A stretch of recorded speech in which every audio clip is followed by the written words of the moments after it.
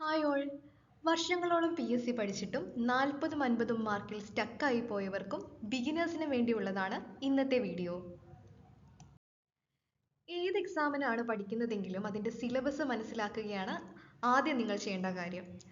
കഴിയുമെങ്കിൽ syllabus print out എടുത്ത് സൂക്ഷിക്കുക. സിലബസ് കയ്യിൽ കിട്ടുമ്പോൾ എപ്പോഴും തുടക്കം മുതൽ പഠിച്ചു തുടങ്ങാനായിരിക്കും നമുക്കൊക്കെ തോന്നുക. ആദ്യത്തെ ടോപ്പിക് ആദ്യം പഠിക്കണം, ആ രീതിയായിരിക്കും ബിഗിനേഴ്സ് പ്രത്യേകിച്ചും ഫോളോ ചെയ്യാൻ ശ്രമിക്കുന്നത്.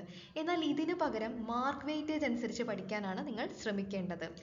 കൂടുതൽ മാർക്സ് വരുന്ന ഏരിയയാണ് കൂടുതൽ ഇമ്പോർട്ടൻസ് കൊടുത്ത് ആദ്യം പഠിക്കേണ്ടത്. അപ്പോൾ അത് ബിഗിനേഴ്സ് പ്രത്യേകം ശ്രദ്ധിക്കുക. നിങ്ങൾ ആദ്യം സിലബസ് വ്യക്തമായി ഒന്ന് അനലൈസ് ചെയ്യുക. ഏതൊക്കെ ഭാഗങ്ങളിൽ നിന്നാണ് കൂടുതൽ മാർക്കിനുള്ള ചോദ്യങ്ങൾ ഉണ്ടാവുക, ആ ഭാഗങ്ങളാണ് നിങ്ങൾ കൂടുതൽ ഇമ്പോർട്ടൻസ് കൊടുത്ത് പഠിക്കേണ്ടത്. പഠിക്കാൻ നിങ്ങൾക്ക് അനുയോജ്യമെന്ന് തോന്നുന്ന ഏത് സോഴ്സും യൂസ് ചെയ്യാം.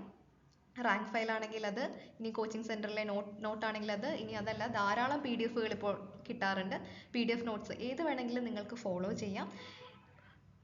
റെയർ പോയിന്റുകളും ഫാക്റ്റുകളും തപ്പിപ്പോകുന്നതിനേക്കാൾ അധികം നിങ്ങൾ ഇമ്പോർട്ടൻസ് കൊടുക്കേണ്ടത് നിങ്ങൾ പഠിച്ച കാര്യങ്ങൾ കൃത്യമായി നിങ്ങളുടെ മെമ്മറിയിൽ ഇരിക്കുന്നുണ്ടോ, അതിന് നിങ്ങൾ പ്രോപ്പറായി റിവൈസ് ചെയ്യുക തന്നെ വേണം.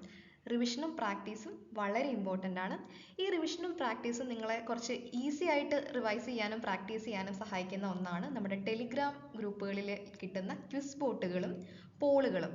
ഇപ്പോൾ ഒരുപാട് ടെലിഗ്രാം ചാനൽസിൽ ടോപ്പിക് വൈസ് ക്വിസ് ബോർഡ്സ് വരാറുണ്ട്. ഓരോ ടോപ്പിക്ക് ബേസ് ചെയ്തിട്ടുള്ള 20 ക്വസ്റ്റ്യൻ 30 ക്വസ്റ്റ്യൻ ഒക്കെ അടങ്ങിയിട്ടുള്ള ക്വിസുകൾ.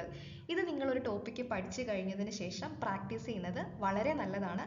കാരണം അധികം സമയം അതിന് എടുക്കില്ല. ഒരു 5 മിനിറ്റ് 10 മിനിറ്റിലൊക്കെ നിങ്ങൾക്ക് ഒന്നോ രണ്ടോ ക്വിസ് ബോട്ടുകൾ വരെ ഒരു ടോപ്പിക്കിൽ, നിങ്ങൾ പഠിച്ചൊരു ടോപ്പിക്കിൽ ഒന്നോ രണ്ടോ മൂന്നോ ക്വിസ് ബോട്ടുകൾ വരെ നിങ്ങൾക്ക് അറ്റൻഡ് ചെയ്യാവുന്നതാണ്. ഇങ്ങനെ ക്വിസുകൾ അറ്റൻഡ് ചെയ്യുമ്പോൾ നിങ്ങൾ പഠിച്ച കാര്യങ്ങൾ ക്വിക്കായിട്ട് വളരെ പെട്ടെന്ന് തന്നെ നിങ്ങളുടെ ഓർമ്മയിലേക്ക് വരുന്നുണ്ടോ, നിങ്ങൾക്ക് ആൻസർ ചെയ്യാൻ പറ്റുന്നുണ്ടോ, അല്ലെങ്കിൽ എത്ര മാർക്ക് കിട്ടി, ഇതൊക്കെ നിങ്ങൾക്ക് പെട്ടെന്ന് അറിയാൻ പറ്റും. പിന്നെ നമ്മൾ സാധാരണ രീതിയിൽ വായിച്ച് റിവൈസ് ചെയ്യുന്നതിനേക്കാളും ഇത് കുറച്ചുകൂടി രസകരമായ ഒന്നാണല്ലോ. നമ്മുടെ സ്കോർ കാണുന്നതും നമ്മുടെ റാങ്ക് ഒക്കെ കാണിക്കുമ്പോൾ നമുക്കിത് കുറച്ചുകൂടി രസകരമായി തോന്നും. അതുകൊണ്ട് നിങ്ങൾക്ക് റിവൈസ് ചെയ്യാനും പ്രാക്ടീസ് ചെയ്യാനും GK ഒക്കെ റിവൈസ് ചെയ്യാനും പ്രാക്ടീസ് ചെയ്യാനും നിങ്ങൾക്ക് യൂസ് ചെയ്യാവുന്ന ഒരു കാര്യമാണ് ടെലിഗ്രാം ചാനൽസിലെ ക്വിസ് ബോട്ടുകൾ, അതേപോലെ പോളുകൾ. ഇങ്ങനെ ക്വിസും പോളും അതുപോലെ നല്ല കണ്ടന്റ് ഒക്കെ കിട്ടുന്ന ടെലിഗ്രാം ഗ്രൂപ്പുകൾ അല്ലെ Telegram channels, PSC related channels ഏതൊക്കെയാണെന്ന് അറിയണം എന്നുണ്ടെങ്കിൽ ഒന്ന് കമൻറ്റ് ചെയ്താൽ മതി. സെപ്പറേറ്റ് ഒരു വീഡിയോ ആയിട്ട് തന്നെ ചാനൽസ് സജസ്റ്റ് ചെയ്യുന്നതായിരിക്കും. അടുത്ത ഒരു ഇമ്പോർട്ടൻ്റ് ഏരിയ ആണ് മാത്സ്, ഇംഗ്ലീഷ്, മലയാളം.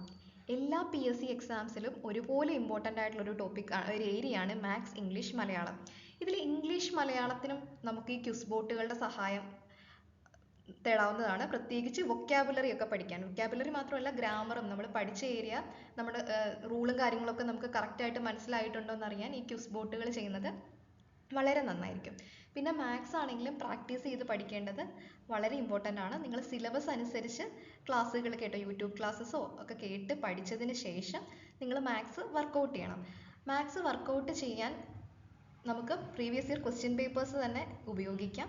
PYQ ബുക്കുകൾ ധാരാളം അവൈലബിൾ ആണ്. മാത്സ്, ഇംഗ്ലീഷ്, മലയാളം ബേസ് ചെയ്തിട്ടുള്ള PYQ ബുക്കുകളെ പറ്റി ഡൗട്ട് ഉണ്ടെങ്കിൽ അത് കമൻറ്റ് ബോക്സിൽ ചോദിക്കാവുന്നതാണ്. ഇനി അടുത്തത്, നിങ്ങൾ സിലബസിൻ്റെ ഒരു 50% അല്ലെങ്കിൽ 60% കവർ ചെയ്തതിന് ശേഷം മാത്രം പ്രീവിയസ് ഇയർ ക്വസ്റ്റ്യൻ പേപ്പർ ഒരു ഫുൾ മോക്ക് പോലെ ടൈം സെറ്റ് ചെയ്ത് എഴുതാൻ തുടങ്ങുക.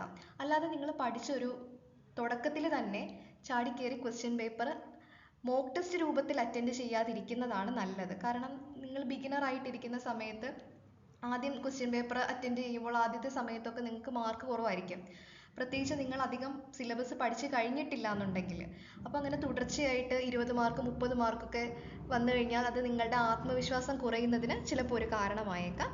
അപ്പോൾ അത്യാവശ്യം ടോപ്പിക്സ് പഠിച്ചതിന് ശേഷം മാത്രം ടൈം സെറ്റ് ചെയ്ത് മോക്ക് ടെസ്റ്റുകൾ എഴുതുക. പ്രീവിയസ് ഇയർ ക്വസ്റ്റ്യൻ പേപ്പർ എടുത്ത് അതിൽ പറഞ്ഞിരിക്കുന്ന സമയമൊക്കെ സെറ്റ് ചെയ്ത് നിങ്ങൾ തന്നെ നിങ്ങളുടെ ഫൈനൽ ആൻസർ കീ വെച്ച് ചെക്ക് ചെയ്ത് നിങ്ങൾക്ക് ഏതൊക്കെ ഏരിയ ആണ് വീക്ക്, ഇത് നിങ്ങൾക്ക് കണ്ടെത്താവുന്നതാണ്. സോ ഇത് ബിഗിനേഴ്സ് പ്രത്യേകം ശ്രദ്ധിക്കേണ്ട ഒരു കാര്യമാണ്.